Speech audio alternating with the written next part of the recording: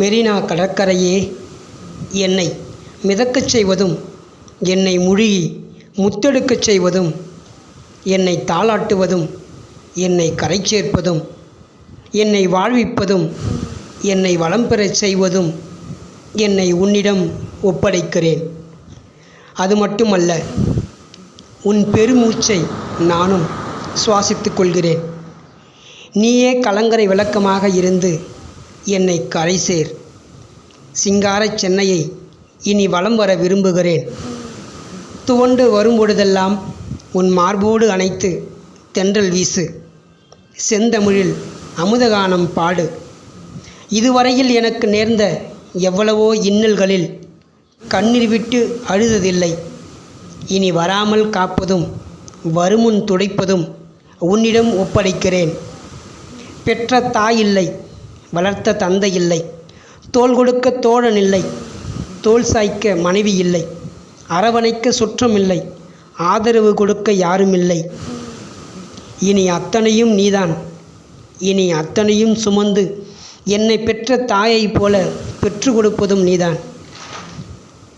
மெரினா கடற்கரையே, நீ என் தாய் மட்டுமல்ல, ஆண் பெண்ணின் அனைத்து பிம்பங்களாய் வாழும் குல தெய்வமும் நீதான்.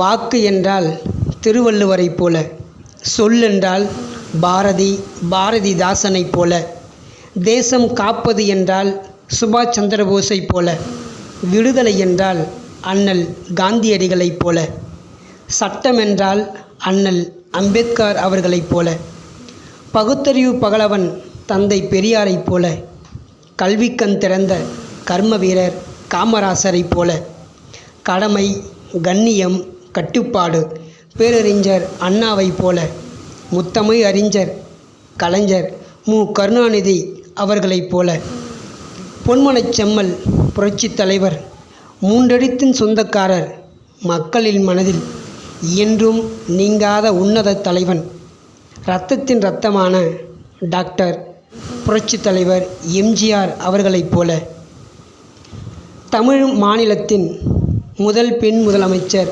ஜானகி அம்மையாரைப் போல, இரும்பு பெண்மணி, தங்கத்தாரகை, சொல்லில் வலிமை, சொல்லில் இனிமை புரட்சித் தலைவி டாக்டர் ஜெயலலிதா அவர்களைப் போல, உள்ளதை உள்ளபடி, சொன்னதை சொன்னபடி, எண்ணம், சொல், செயல் இது மூன்றும் ஒருமித்தபடி வளம் பெற, வளம் வர, பறைசாற்றி முரசு கொட்ட மெரினா கடற்கரையே, என்னை இனி மக்களில் ஒருவனாக, மக்களுக்காக ஒருவனாக மத்தியில் ஊர்வலம் செய்து தமிழ் மாநிலத்தில் இணக்கம் செய்துவிடு.